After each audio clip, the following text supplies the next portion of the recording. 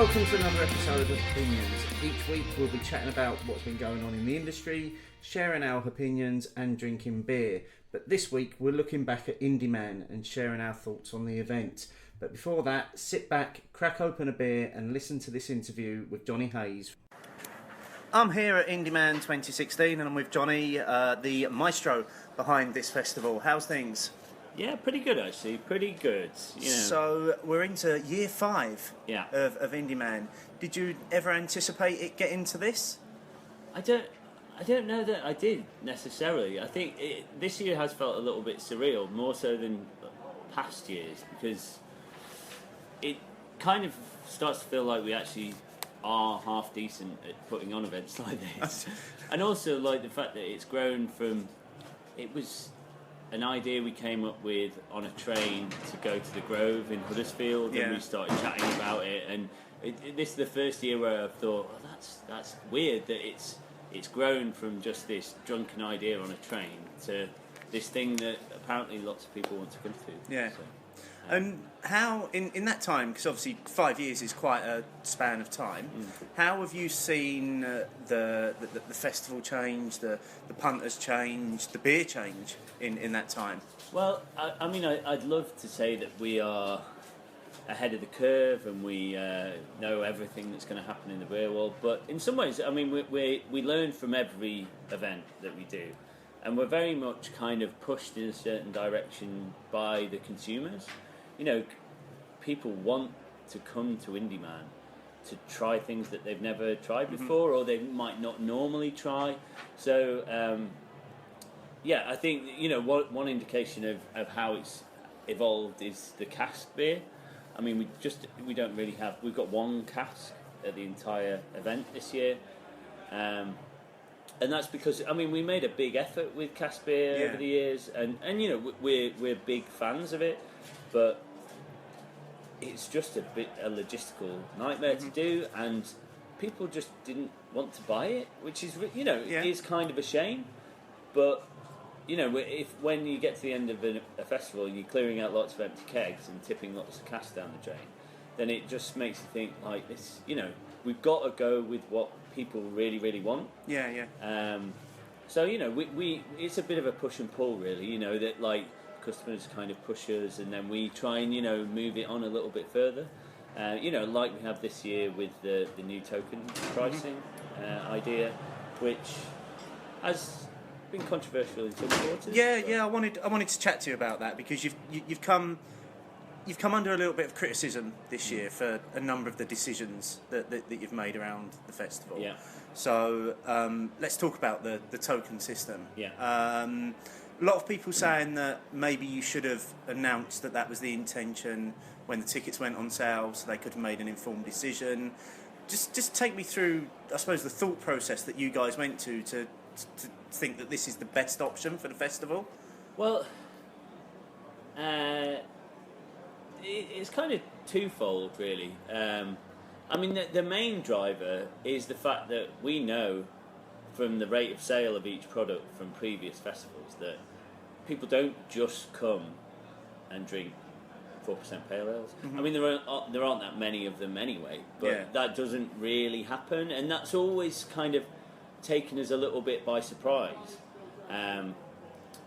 So, you know, we appreciate that. I mean, the vast majority, I'm not saying absolutely everyone that comes to Indy Man, they drink a really wide range of stuff. So they might come and they might have a few beers that are like, were 1 token or 1.5, and then they'll have a couple of 2s, and maybe towards the end of the night they might have a 4 token beer, or even a 5 or a 6 token beer.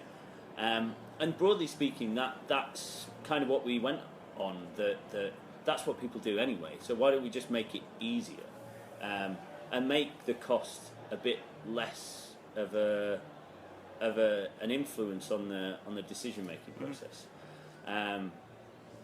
But also, I mean, from an administration point of view, it makes it a lot more straightforward for us. Yeah.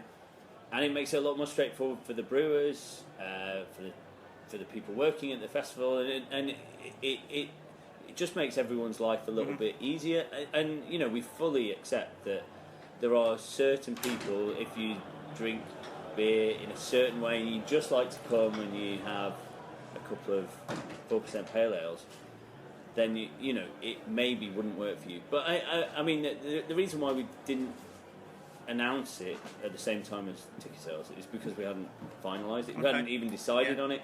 We kicked around lots and lots of different options, whether it was an average price per brewery or an average price overall, or or just not changing it at all and sticking with the original system. So it's an idea that we've really kind of worked on for quite a long time. And we went out to a lot of breweries and chatted to them to see from their point of view how they would feel about it. And it wasn't. We realised we'd taken a bit of a gamble here in many ways. Not only is it a gamble in terms of the perception of our customers, it's it might not work out. It might not. If we've misjudged it, it might not work. So that's one of the things that you're actually very well known for is innovating and always trying new things, isn't it? Yeah. So what I suppose, what do you say to people that say, well, it's a ridiculous price for a third of beer? Well, it's something that we've agonised over, and I wouldn't seek to say, well, no, don't be silly. This is how much this beer is worth. I mean, I do think that, but I wouldn't belittle people that take that opinion, because, like I said, if you drink in a certain way and your price bracket is a certain price bracket, then obviously it does seem like a lot of money. But I think if you came here and looked through the list of beers that we've got on, beers that we have available here, I mean, everyone really brings their A game to Indy Man. Oh, absolutely. And whether that's Jester King or War Pigs or Tuol, or those guys from the UK, you see the list that Beavertown and Cloudwater and Northern Monk and Wild Beer and all the other guys have brought, right from the big guys to the little guys, they all make something really special. And something that they want to shout about as well. I mean, they all love making session beers, but most of the brewers all the brewers that we invite here have a real passion for these kind of more progressive styles, stronger beers, sour beers, breaded beers, all these different kind of things which make their beers more expensive, whether it's because they've got to store them or the brewing process is more complicated, takes more ingredients, they just are more expensive. So broadly speaking, that's why we ended up doing it, really. And we really agonised about it because we knew the perception was going to be that we were kind of out to rip people off. But and also there's a perception that by doing that it just drives people to drinking strong beers. Oh, it's just on ABV, isn't it? But that's a bit of a misunderstanding of how beer works. Some of the most expensive beers I've ever had have been under 5%. There or thereabouts. So it's not as simple as that. It's about the process that it takes to make the beer. And for your average punter, which is kind of, we get a lot of beer geeks here, which is, we love those guys because we know the really special stuff that they'll know about, or they'll have an inside track on it, or they'll know about the brewery. But then we've got a whole swathe of other punters that come who are just really interested. They're not immersed in the beer scene, but they think this is a fun event to come to, and they just want to try some stuff. And previously they would have been there's half the beers on they wouldn't have even thought about trying because the price was intimidating, or something else about it was intimidating, whether it's the ABV or whatever. So we wanted to sort of break down those barriers, and that's kind of what we've always been about at Indy Man, is trying to kind of be inclusive. I mean, some people might say that we're doing the opposite by doing it. Do you think that you'll ever move to kind of the all-inclusive one-price ticket, that you pay your fee to get in and that covers you for... I think it's interesting. I think that's something else to say about what we've done with the token prices. Is that it's not particularly innovative. It's not particularly new. I mean, there's festivals all over Europe where you either pay an all-inclusive price, or in America, and all your beers included, or like Breff's, it's just one token for every beer. It's the same price for everything. So we're not. I don't take any credit for being innovative in this, but I guess it's new to this part of the industry. Let's talk about the other thing that people have had a slight whinge about is the glassware. Yeah. Some people saying it is inhibiting choice a little bit. That if you wanted to get a larger pour of a lower ABV beer, you can't, because you're limited to a third glass. What do you say to that? Well, again, we haven't changed anything there. Our pour has always been a third. It's just so happened that last year, because we try and change the glassware up, the glass ended up being big enough to pour 2/3 into, but that was the first time we'd ever had that. But all of our prices were still at a third. So that, in actual fact, that was the anomaly. Like, prior to that, every year it had just been third glass. Yeah. So, I think people see what we did last year and think that that's what we've always done, but it was actually always a third. Yeah. So, just to finish then, I suppose, what next for Indy Man? Where do you take this festival next? How do you stay in front of the curve of other UK beer festivals? It's a tricky one.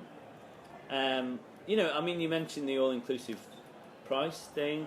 I mean, like I said, I think it's quite interesting, but I think that also puts up a bit of a barrier.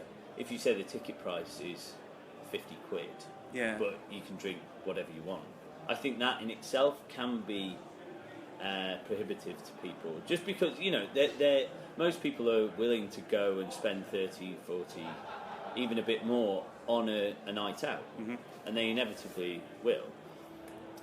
But to see that in one lump, I think it would put people off. That's my opinion. Do you think the UK is ready for that sort of pricing on a beer festival? No, obviously London Craft Beer Festival. They do. Yeah. I mean, there are some licensing issues though as well. I mean, you're only allowed to sell beer in the UK in certain measures. Okay. So you can only sell it in a third, a half, 2/3, and a pint. So I think there's a couple of workarounds and stuff, but essentially that's why we serve in a third. Yeah. We could reduce the token price, and we could serve smaller measures if that was legal, but it's not. Yeah. In my reading of the law. But in terms of other ways of moving the event forward, I think we just try and keep attracting the best possible people we can, and also serving as a bit of a showcase for what's happening at this moment in beer this year. So we get a lot of brewers not only pouring beer here but attending the event, and they come around and they see what's happening, and they hopefully they go away and get kind of inspired and come back next year, and it influences what they do. But we're going to try harder to bring. We've got Jester King here. Yeah. We've got War Pigs here this year. We've got Two Old back. Serving some incredible beers, and they are in the absolute world elite of brewers. So if we can tempt a few more people like that to come over, then that would be great. It's never going to be. It's only ever going to be a smattering of those people. What we're really about is UK brewing. Yeah. But it's nice to have those guys here just to serve as that little kind of insight into what's happening elsewhere. Okay. Well, brilliant. Well, look, I really appreciate your time, as always. I'm going to let you get back to running your beer festival. It's a pleasure. Thank you very much. Oh, thanks. Okay, so that's what Jonny had to say about the event. I think we probably need to get into a beer, mate. Oh, that's a great idea. So, do you want to tell the folks what we're drinking this week while I open it up and pour it? Okay, well, like a lot of people, we look forward to the biannual release of Brewdog Born to Die. And so we have the Born to Die 041106. 06? 16 even? 16. Otherwise, that's really not fresh. No, otherwise it'd be an aged version. Of it, wouldn't it? And this is a beer that, as you rightly say, quite a lot of people would have drunk by now. Was also available at Indy Man at the weekend. Was pouring from the Brewdog bar, and is the second time we've seen it this year. And is it the fourth time or the fifth time overall now? I've only had Born to Die 3 times. Okay. I missed the first 1 or 2 iterations of it. Right. I think my first iteration, Steve, was this time last year. Oh, okay. At one of your live shows with Mark at Hopsburn Black. Oh, yes. Yeah. Wasn't that just as they were running out? And yes. That we had to drink them. I sneaked in and drank one at last. Okay, so let's get into this. Cheers. All right, cheers. What do you think of that? That is absolutely delicious. I think that's bang back on form. That is really soft, isn't it? Yeah. I found the one back in earlier this year was just a little bit harder to work with. And other people I spoke to had the same sort of feeling. This one is a lot softer around the edges. Hasn't got that alcohol burn at all either. Yeah.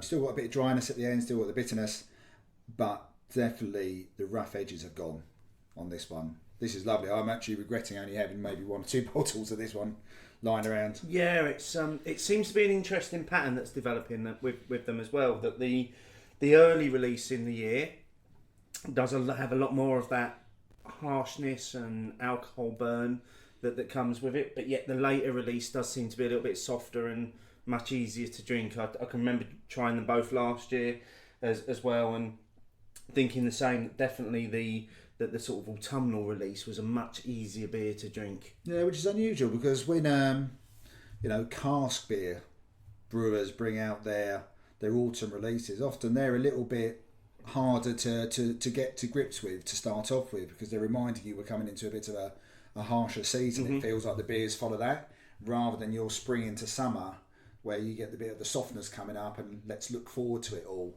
So it's almost like Brewdog got the other way round. Be curious to know what they're thinking behind having that kind of thing, because that seems to be 2 years running they've had that kind of ilk with the spring and the winter releases. Yeah, I mean it's interesting. I mean I don't know if the hop profile is the same on each release, or I don't know if they change the hops based on what's available. That might be an issue. It might be that the early release in the year, the hops may be a lot fresher. This is a little bit later on in the year. The hops are just that little bit older. They've started to get on a bit, so obviously the flavour's going to change. Let's not spend too long drinking. Let's not spend too long drinking beer. I'm going to spend all the show drinking beer, Steve. Yes, let's maybe not spend too long drinking. No, I've said it again. Talking even about the beer. In case anyone wonders, Steve did spend a lot of time at the said Indy Man festival. I think maybe I've left a few brain cells there, to be honest with you. That is what this week's show is all about. And as always, we took to Twitter to ask people's views on this year's Indy Man Festival. Opinions, opinions, opinions, opinions. Okay, so we asked, basically, for those of you who went, how was your Indy Man? And we simply asked for a smiley face, an unsure face, or a sad face. 144 people voted this week. 77% on the smiley face, so clearly people not having too bad a time at Indy Man this year. So what we're going to do, we're going to talk about our points that we want to chat about from Indy Man. So we've got some high points, we've got some low points, we've got some beers we want to talk about, and while we're doing that, what we'll do is we'll factor in what some of Twitter have been saying as well. So mate, you were only there for one session. Yep. So you're probably going to have quite a different view of the event from me. What were your high points of your time there this year? Well, yeah, just to add a bit of context, I've been twice now. Last year on the Saturday afternoon and this year on the Saturday afternoon. So my points of comparison are purely within Indy Man is one Saturday, 1 year to the next Saturday, the next year. Obviously been to a lot of other festivals this year, but for me, the two standout high points are the venue and the people. And within the people, I mean, the people we get to meet, the people I actually arrange to meet, people on Twitter who become real people. Hello, you're real. Oh, okay. Yeah, you actually exist. Yeah, we're all real together in the same place at the same time. Although I still think at these events people should walk around With your Twitter handle. with name names on, saying, hello, my name is at whatever. Yeah, exactly. Be really handy actually. Yeah. Because I saw a couple of people think, I'm sure that's who they are. Do I know you? Yeah. Let Do me I know quickly you? find your profile Yeah. and have a look But at your you. picture's so small. Yeah. And the people also includes the the volunteers as well. But yeah, I mean, both Saturdays I've been there has been glorious autumnal days. Probably a bit warmer than you'd expect, especially up north. But the place just looks stunning. Both times I've been blown away by the actual venue. I've seen a couple of signs up where there's obviously a trust or a friends of who want to bring back it as a swimming bath, and I think that would look brilliant. And then I'm thinking, shit, where would Indy Man go? Yeah. Where are you going to put Indy Man? And so I'm in a bit of a quandary. Part Yeah. of me, the part of me that likes preserving these kind of buildings, thinking, oh, that's a great idea. The other part's going, no, don't do that. Although Where would the beer go? there is an opportunity that if they turn it back to a pool, I could do a cannonball with a cannonball into the pool. I could do like a double cannonball. True, and their end of the show. Yeah, absolutely, yes. Steve would literally have jumped the shark. Yes. So yeah, those are two very, very big points to me. Brewery bars and the beers, quantity and quality, fantastic. There was no beer that was off. The amount of choices were fantastic. I had made a little bit of a list this year of ones that I thought these are ones I'd like to try and get when I was there. First 4 or 5 went, I got all of those, and then after that I was quite happy just seeing what else I could have from either breweries, that I trust anyway, and just I'll have, whatever. So yeah, I mean, I didn't know the Cloudwater V8 was being released until really late in the day. Yeah. And I thought, well, try that as it's there. Big thing for me, logistics. I like good logistics.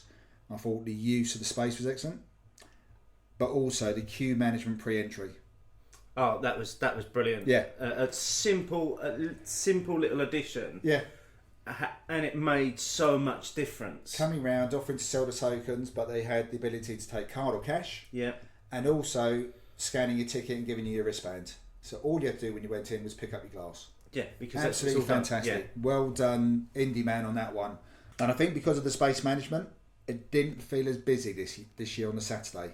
Well, yeah, I've got to agree with that. And having been to a few sessions, none of the sessions really felt that busy this year. But then, as you say, that their space management of that venue, they're into their 5th year now of running Indy Man at Victoria Baths. They know every square inch of that venue. Yeah, and everyone knows the fish mosaic picture now as well. After this year, absolutely, yeah. But the addition that they made this year was that they basically put a massive marquee in the car park at the back, essentially creating a completely new room. Yeah, because that was only the one bar. That was Wild Beer, wasn't it? Yeah. And it did work, actually. I walked through there a couple of times and it did work. It worked, but the fact that they also opened up that side of the building as well, so you could come out of the far pool and down a ramp, and there were 2 ways in and out of that marquee, and the toilets were also there, and there were more toilets as well this year as well, which is obviously something that people moan about it every year, but it's the one thing they literally have no control over, because it's a very old building. You can't build more toilets. No. But you've got space to put more portable toilets, which they did. Without just having a load of toilets outside. Yeah. Because you still had to manage your space for the Wild Beer bar, space for people to move around, and also for the food places. Yeah. So, logistics, I think these guys do know how to use that space now. Like you say, after 5 years, I guess they feel very comfortable working within that environment as well. I think they're now utilising every bit of available space to them. I don't think they can use any more space. No, that's probably true. That's there. That's probably true. So no, I said those were definitely the standout pluses. Definitely the standout pluses for me. Okay, well, just to lend itself to that, I just want to share a few points what people shared on Twitter with us this week. Okay, so first up, Janice Dunn at Mrs Beer Snob, and I spent the whole weekend with the Beer Snobs, which was fantastic. I always enjoy spending time with Wayne and Janice. But she said it was fun, but it was more about catching up with friends and other good beer folk than beering it up. which I think a lot of people generally come to that opinion. Bob Maxfield, a great event, well organised, great beer, great people. Not perfect, but you can't please everyone. It was great, but had some dickheads stealing all of my fudge. Bob, your fudge was amazing. Yeah, your fudge was amazing. So sorry I nicked it all. Yeah. We make no apologies for that. And then someone who's worked very well known to you, mate, Michelle Daniels, at Ginger Daniels 13. First time for me, loved it, especially meeting new Twitter beer friends. Awesome venue, and of course the beer. No mention of you. No, thanks, Michelle. That though, mate. Yeah, I remember that. so that's that's kind of lending itself to what you were saying there. From my point of view, as I say, having spent, I did 3 sessions this year, and I've got to agree with a lot of what you're saying. The space didn't feel as busy. There was a good selection of bars, a good selection of beers across the bars as well.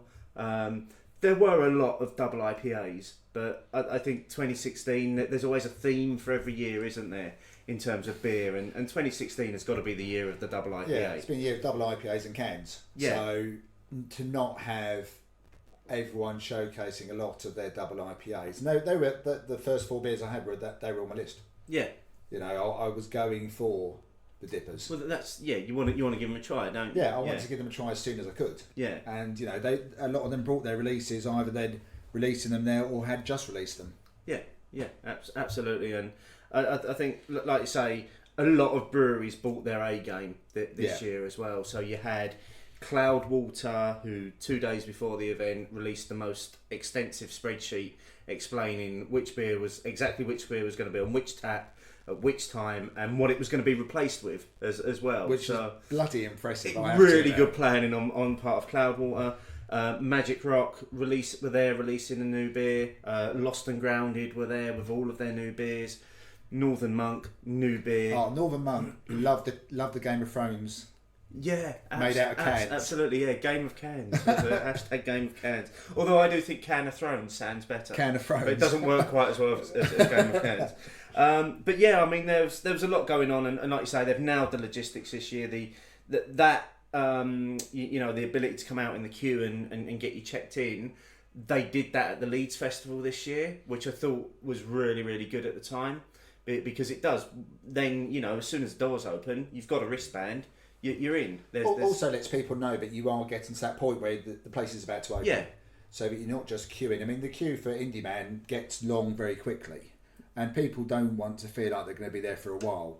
And as soon as you get a bit of movement and people are doing stuff, people are forgetting so much about the queue. You're thinking, okay, well, they are on track. We are going to be going in just after 11:30, and I reckon it's going to be 2 or 3 minutes before I have a beer in my hand. Yeah, and I think they got people in very quickly this year. Very quickly. Because you've only, like you say, they're only picking up a glass and then they're in. Yeah. So yeah, I mean, again, it had a great vibe to it. The room that we were in on Saturday, it was great that they were playing 80s tunes in there as well, because that just really worked to me. It added a slightly cheesy edge to it, which was quite shout nice. out for the Siren Room playing Beatles for me. Okay. They were playing constant Beatles when I was in there nicking the fudge. So you're the dickhead that Bob refers to. I think we were all dickheads actually, because although Bob did offer us the fudge, so that has to be said. Okay, so that's the good stuff. We heard in the interview at the beginning Jonny talking about some of the shall we say some of the negatives that were kind of levied at them before the event. Yeah. Let's chat about some of that now. And I think Jonny given a very good account, particularly of their decision around the tokening and the pricing and the glassware as well. And just some of the points that we had back from Twitter this week. So Rich Keller, who's been on a number of homebrew specials from the Beer O'Clock show in the past, was dubious about the new tokens to start with, but spent about the same as he usually spends, and had beers of the same strength over the weekend. Mark H at Mark H991, mostly good, but felt too expensive compared to previous years. And why not let the breweries determine their own prices? Now, Jonny did mention that in the interview in terms of they checked the pricing structure with all of the breweries before they announced it. So obviously they all had to be happy with that, do you think? It must have been. If we go back to what Jonny said in the interview about the tokens and the various thought processes that they went through and the various discussions they had, based on what the route they probably were looking to take anyway, they probably ended up at the most equitable solution. Yeah. I would tend to agree that, having been to other beer festivals this year, I've got no real problem with there being a slight variation between either a token and a half token, or just paying cash. I've got no issues either way. I mean, it does come down to the organisers, but when that happens, then they have to also be prepared that it isn't going to suit everyone. My own feelings about the tokens were that probably what Mark said, it felt a bit more expensive than last year. Yeah. And perception is a big thing. Absolutely. And, having done 3 sessions, yes, it felt more expensive. Did I spend more money across those three sessions? I don't know. I don't know if I did. I think I maybe spent about the same. I think the one thing for me, and it's a point that was made as well, this was Beer Revere made this at beer_revere. Wish the food was money and not tokens. Some thirds worked out a little pricey, great atmosphere and good beers in general, but the food for me seemed very, very expensive to be, parting with 3 or 4 of your tokens for a pizza or a pie. I would have liked to have had the option to have paid cash at the food bars. I think they just should have been cheaper, whether it was cash or tokens, if I'm being absolutely honest. Again, I can't profess to be an expert in how much these guys had to pay to pitch up, what their margins are. It felt expensive to me again, and this could just be perception. When we the tag street food, which I think is probably would have applied to most of the food being sold there, outside certainly, there seems to be a premium on that, and I felt like quantity, quality and price weren't quite matching up for me. But that being said, from what I hear, and I can't contest to this because I'm not a fan of Indian food, but apparently Bundobust are absolutely nailing it in terms of their pricing structure for their food. Okay. And obviously that's, Bundobust are well known within craft beer circles as being very good at what they do. And for me, probably a massive shout out. I really probably should have got the name of the place, but the cheese place for me was an absolute winner. You could get a plate of 3 cheeses, some chutney, some spiced meat, and a lump of bread for $5. And that seemed to be a bit of a winner with a lot of people. Yeah, and they were taking cash. Which means you don't feel like you're spending your beer money. Yeah. Those tokens over the weekend, those tokens are my beer money. Yeah. I don't want to be, parting with those for food. That's for beer. For me. But I would say the token thing, having heard the interview with Jonny, I can see the logic. I still think that it probably did sort of swerve me towards thinking I might as well go big. And I might have done anyway because of some of the releases. V8, I went for Double Heathen, 5503 from Brew by Numbers. I would have gone for them anyway, if I'm being honest. So I think from an administrative point of view, and the fact that it probably kept it ticking over the bars quicker. So there is a plus side to that. Oh, absolutely, yeah. Which has only actually just entered one token, one beer. It's so easy. There's no thinking on the parts of the volunteers. Nothing can go missing or awry. Yeah. It's tokens in, tokens out. 1/3 equals 1 token. So I can see a lot of pluses for doing it. My preference would have been to have known about it when I bought my actual ticket, my train ticket, my Indy Man ticket, and knowing what the tokens structure was at the same time. That would have been my preference, just to have all my knowledge up front. Now Jonny did address that in the interview because I asked him, and he said they simply hadn't made the decision at the time that they put the tickets on sale. What do you think about that? Well, I think it's a bit like a football club announcing their fixtures and saying what are going to be the A games, the B games, the C games, but not telling you what ones. Just expecting you to buy your tickets. Yeah. I think that they obviously went through a long process.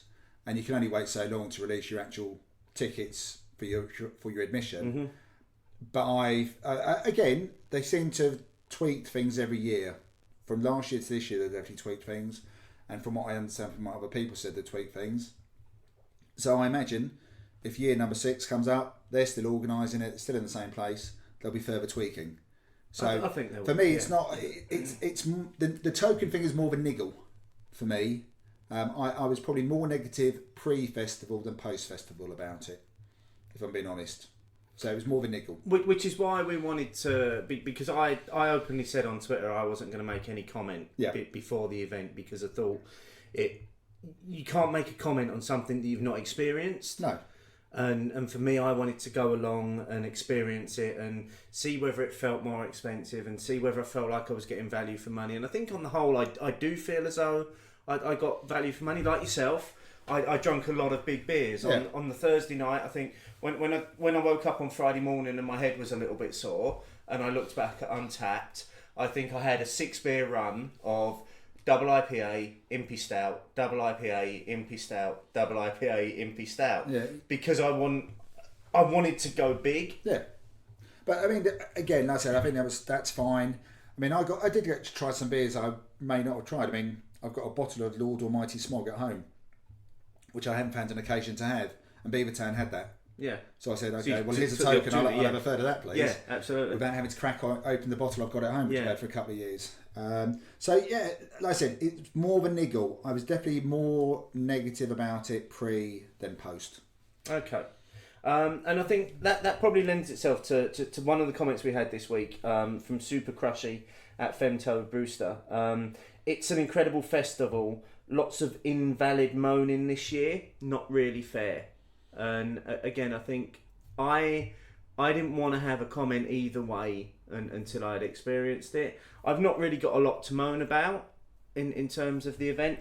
I will openly say, for me, something wasn't quite clicking about the event overall this year, but that might just be a personal thing. I've experienced a lot of different festivals this year as well, so whereas in the past Indy Man was on a pedestal for me, all of a sudden it's not the only horse in the race. There are other events that I've been to where I've experienced different things and I've experienced different ways of doing it. It did feel like maybe a little bit of the magic had gone, but then I've been 3 years in a row. I've done a lot of sessions. A lot of the beers aren't that exclusive to the event anymore, so there's a lot of things that factor into that. Will I go again next year? Probably, but I'm probably not going to do as many sessions next year as I've done in the past. Yeah, I mean that's quite interesting because you're talking from a position of having been consistently over the course of the event, whereas again, I've done 2 sessions in 2 years. You've done 2 sessions by the time I turned up on Saturday. Yeah. So there are, going back to Fem2 Brewster's point.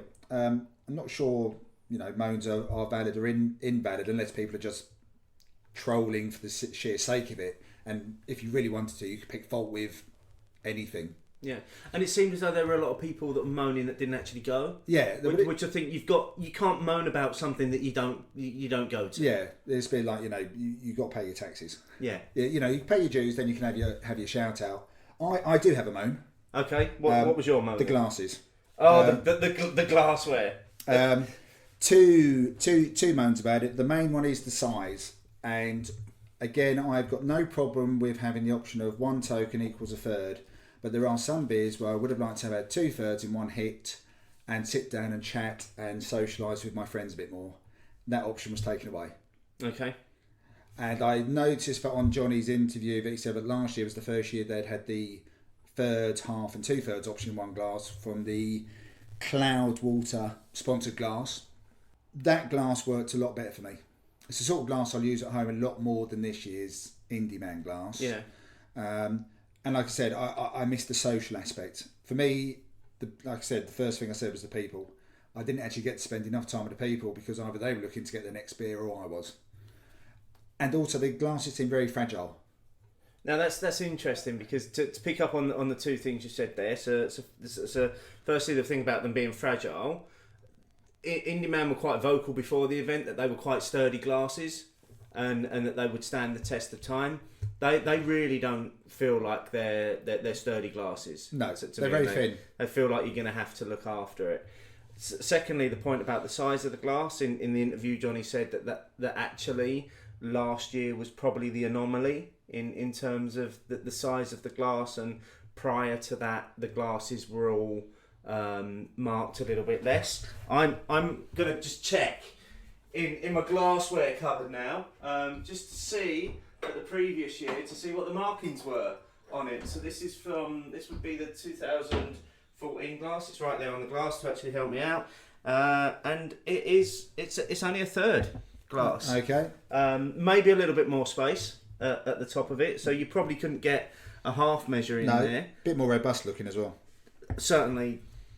And the stem. Yeah. It feels a lot stronger.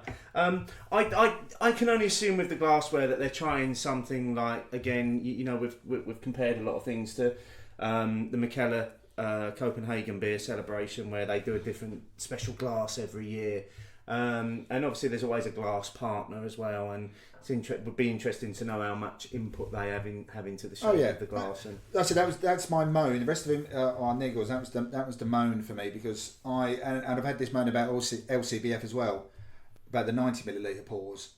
It means that I'm never speaking to anyone for longer than about 2 sentences or mid-sentence, because either I'm going for another beer or they are. But again, I think that was something that Jonny mentioned in the interview, because he did comment on that and said that legally in the UK you're only allowed to serve in third, half, 2/3 or pint measure, which so for the likes of the London Craft Beer Festival, where you're getting 90 ml pours, that I can only assume that 90 ml is the measure at which it's still classed as a taster. Yes. So that's their only way around getting an all-inclusive price. I would rather have the bigger option. Yeah. So for me, it's not about making it smaller. It's about the third per token, fine, but I would have liked, quite happy, spent a couple of tokens in one hit and had it all in one glass, and then just stopped and taken a few moments out, which is what I wasn't able to do by just having the maximum of third. Yeah. The only other thing for me was lack of water stations. Yeah. I know you could get water. There was one where you could go and ask. Yeah, but for me, again, your example earlier, you had your 6 beers, dipper, dark, dipper, dark, dipper, dark. Really, you need to rinse those out. And I know that some of the brewery bars have their own sparkling rinser. That's brilliant. Not all of them did though. Yeah. And with some of those big dark beers, you need a really good rinse on those sometimes to get rid of that film that's on the inside, because it's so viscous. So that I think that would have been good. Again, I don't know how they would have set it up, but other craft beer festivals have managed to have the water available. Well, that's interesting, because there was a guy next to us in the queue on Saturday while I was waiting to go in that was from Scotland, and he was saying in Scotland it's a legal requirement that anywhere that serves alcohol has to have water readily available on tap for people. So at all of the festivals in Scotland there's water stations. Okay, I wonder if that includes the camera ones then. Must do. So that's I might have to look into that. Discussion for another day for you, because I know that's a particular bugbear of yours. Expect a blog post from Martin sometime soon on that, I imagine. Okay, so let's before we get into Indy Man beers, we're both almost at the end of our Born to Die. Have you got any further final comments about this beer? To be honest, I've been making it last. It's really very drinkable for its 8.5%. What I do like, aside from the beer, is I like the fact that the label stays the same every year. I like that as well. Yeah. I actually quite like that. So don't get me wrong, I like the innovation with other labels. I like the way that Cloudwater brought out a different variation for their ones, but I do actually quite like Brewdog Born to Die having exactly the same label, apart from the date being different. Yeah, I love that. I think it's great. Yeah. It makes it into a nice little series, doesn't it? Yeah. But the actual beer itself doesn't taste like it's 8.5%. No, far too drinkable. Far too drinkable, and you're probably regretting sharing that now. No, I'm not. I'm enjoying sharing it. Actually, it's we can bring the love to the people that way. So let's just finish off our Indy Man chat by talking about beers. That's why we're all there. We wanted to sample some of the best beers in the UK right now. So what were the beers that did it for you at the weekend, mate? Well, like I said, there was obviously I did have a few on the list. So when I found out that Brew by Numbers were releasing their third iteration of their double IPA, 55 series, so I've had the 01, I've had the 02, went straight in. That was the first beer, 5503, bang. Again, I think I've just written down on here, there's no alcohol in it. There's there's just no alcohol coming off it at all. Complete lack of actual alcohol as far as I could taste. It was the first beer I had on Saturday, and it was like drinking breakfast juice. Yeah. It was grapefruit, orange. There was maybe some lemon in there, and it was just yeah. Yeah, piffy, fruity bitterness, complete lack of alcohol. It's all I've written down. Next on the list was I went for the Imperial Lord Smog Almighty a little bit later on. Mm-hmm. That's very whiskey, very peaty. That has got an alcohol burn. You know you're drinking something pretty big on that one. But going back to the dippers, Cloudwater V8. Thoughts? I enjoyed it. Having had revisited 5, 6 and 7 recently, I'm not sure it's quite there yet, if I'm being absolutely honest, because we haven't spoken about V8 at all. But it was another very fruity offering, but I'm just not quite sure if it quite did what the other ones did for me. That's really interesting, because my view on V8 is it's the best one since version 3. Really? Which is widely lauded as being the best version ever. For me, it was up there as being as good as version 3. Okay, excellent then. So it was a real standout for me. I think that was that was the second beer I had when I went in on Thursday night, because obviously I made a beeline straight to Magic Rock to try the Hypnotist, and then had a virtual fight with Paul Grant, who I was with, to be the first person to check it in on Untapped. Which of course I won. Yes, get in. I went for the Hypnotist myself as well. Not quite so fruity as the other IPA offerings. Yeah. Which I quite liked actually.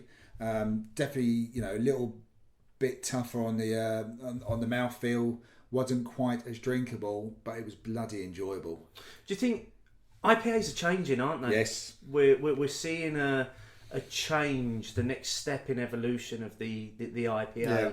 Now, which is very much following the trend in America towards these East Coast Merc bombs. I mean, Hypnotist was definitely a Merc bomb. Yeah. Even having it in the dark room, it was a Merc bomb. Yeah, absolutely. So it's interesting to see how that's beginning to happen and where that's going. So any other standouts, mate? I did get I did have a couple of cans done because unlike myself, Michelle was a bit more paced on her drinking, and we had a few tokens to use up, so I had a couple of cans, but the can which was the standout was from Moore. What's the Evil? The Agent of Evil. That's the one. Yeah. That's banging. That is one of the best black IPAs out there. Oh, I've still not tried it. It has that right balance between whether sometimes it can be too roasty or too IPA-ish. It's bang in the middle as far as I'm concerned. I am going to commit to tracking a can of that. You have to, and trying it before next week's show. It's banging. Okay. Any more? Or? No. I mean, I could just probably reel off the whole list of 12 that I spent my tokens on, if I'm being honest. But those were the ones that I was aiming to have when I was there. Okay, so for me, other than the V8 that we've already mentioned and the Hypnotist that we've mentioned as well, there were two real standouts that probably sit at complete opposite ends of the spectrum. So the first one was from Track Brewing, which was their Double Sonoma. Now, I've gone on record in the past to say that I think Sonoma, as a pale ale at something like 3.8%, is probably the best pale ale in the UK right now. Is this the one you gave a 5 to? Yeah, it's stunning. It's just incredible. When I heard that they had a double version of it, I was a little excited, as you can imagine. It turns out, although I don't quite understand how Double Sonoma became a double IPA when the single version's only a pale ale, I'm wondering surely it was a double pale ale, but semantics. Anyway, it was incredible. It was as good as I hoped it would be. Big flavours, juicy flavours, lovely lasting dry bitterness, and it was literally like Sonoma's big bad brother. Not tried anything from them, but after this weekend, a few people I've either heard from or seen, it's definitely something to be tracked down as far as I can tell. Yeah, absolutely. And congratulations to Indy Man for getting people like them out there. Oh yeah, I mean, it's brilliant that they, and that's the one thing that they do fantastically every year is to showcase local talent. So it's a tracker local to Manchester. Yeah. They had Runaway were there, obviously Cloudwater there. All of the Squawk as well were in there. So all of the local breweries. Yeah, which I think is brilliant. I think having local is brilliant. The one beer that's probably the standout beer of the festival was the 2303 from Brew by Numbers, which was like a 5.3% pale ale, which I drank in about 30 seconds. I saw that one there, but I was so besotted by having the 5503. I just didn't go back. Mate, honestly, it was incredible. I've never drunk anything so drinkable in all my life. It was it didn't, much like the 5503. It didn't even feel like you were drinking alcohol. It just felt like you were drinking fruit juice, and it just went down so easily. And at the point that I had it on Saturday, it was the perfect beer because it just kind of refreshed and it cleansed me at the same time. Without packing too much of a punch compared to the other beers. Absolutely, yeah. Again, I'm saying over 5%, not packing not too much of a punch. Yeah. But times have moved on. I had a lot of great beer. I had a few beers that weren't so great, but on the whole, I enjoyed what I drank. And there were many beers that I would have gone in for again. And in fact, I think I only went in twice for one beer, which was the Hypnotist, because I wanted to try it again. Well, that's good. Because I was only there for the one session, I didn't try anything in repeat. But yeah, I can imagine if I did do a second session, there would have been a couple of those I wouldn't have minded revisiting just to see if my feelings were the same. Yeah, and I think you need to, because you try so much over the weekend. Oh yeah, definitely. Yeah. So any final points around the Indy Man Festival, or maybe there was anything else that you did in the last week that wasn't Indy Man related? No, my beery adventures was quite low actually. The only other one of note was the regular Essex bottle share that we both attended last Tuesday at the Ale House in Chelmsford. And at this point, I'm going to give a shout out to the soon-to-be departed manager, landlord of the place, Alex, who very selfishly is going back to Australia and abandoning us. He joined us the other night, but he also treated us as well to a couple of beers at the end, including the 4 Pure Deuce Box. Yes, which was a lovely. That was a nice treat. So you can see why I'm going to miss him. Yeah. But he's got an Aussie New Zealand beer festival coming up at the end of October, which I'm sure we'll give a shout out again. So if you are in and around Chelmsford at the end of October, please pop into the Ale House. You won't regret it. Absolutely. Can't agree with you more there. What about you, Steve? Apart from Indy Man, which you attended 3 sessions, was there anything else on your list last week? I did manage to squeeze in a few other things, yeah. So I'll start with the one that had nothing to do with Indy Man, which was I was lucky enough to be in Leeds when Andy Parker's Elusive Brew had a tap takeover at Northern Monk.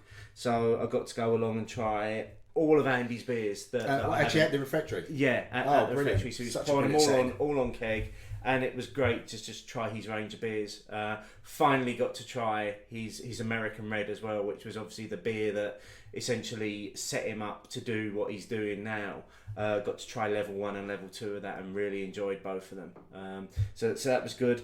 And then while I was in Manchester, I managed to hit up a few of the fringe events that were going on around Indy Man as well. So managed to do the Buxton Tap takeover at Port Street, where I pleasured myself with a pint of Axe Edge on cask. And that's a sentence I never want to hear again on this podcast.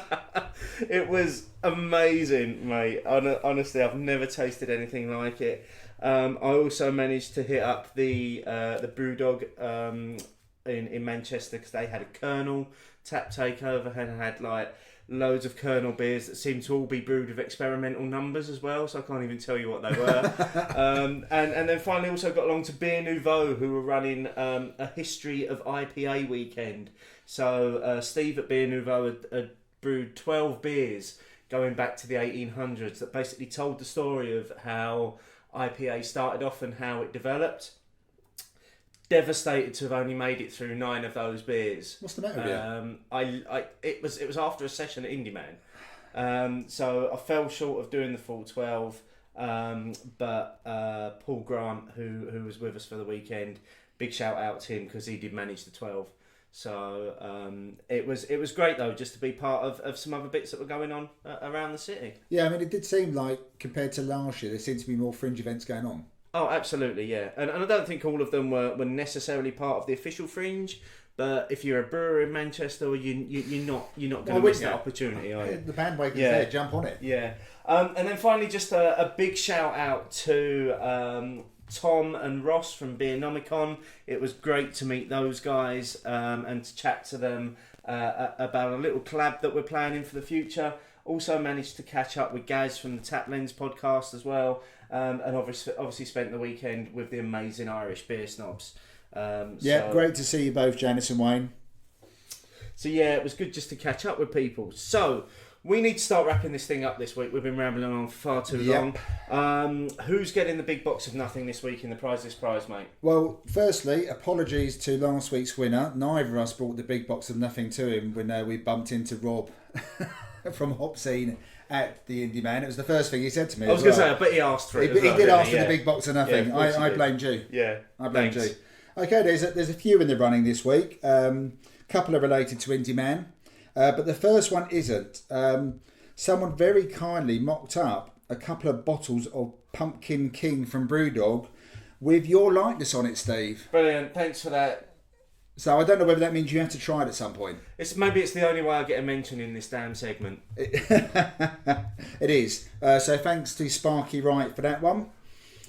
Someone took a nice group shot of a few of us upstairs at Indy Man. That was from Mark the Gas Man, who we spent quite a bit of time with on the Saturday. I spent most of the weekend with Mark. And lovely to see you again as well. But I took a picture, but obviously I can't mention that one because that's against the rules. Absolutely. The winner is a Manchester related picture, but it was at one of the fringe events. It was taken at Brewdog Bar Manchester by Mrs Beer Snob of the Irish Beer Snobs. It was a picture of Brewdog, hello, my name is Ingrid, with a nice purple hue on the picture. But the clincher to win this was a photo bomb opportunity from one only Mr PJ McCerry. McCerry bomb. Who has got a very purple forehead on this picture. So, big box of nothing off to Mrs Beer Snob in Ireland. I might even deliver that myself when I go over there in November. Very good, and you can enter into the Prizeless Prize every week by just putting a picture on Instagram and using the hashtag Cheers guys. So make sure you look out for our opinions polls every Sunday night to get involved in our discussions. We'll be talking more opinions soon, and in the meantime you can find us at Beer O'Clock Show on Twitter, Instagram and Facebook. You can also find me on Untapped at Beer Show Steve. Martin, where can people find you? Beer is the answer on Untapped, Twitter and Instagram. And we're pleased to say that Opinions are still able to bring you discounts from Hours by Mail, beer merchants, eBrew and Hot Burns and Black. Check out beeroclockshow.co.uk/discounts. So until next time, that brings us to the end of this Indy Man special show. We'll be chatting some more next week. Cheers. Cheers.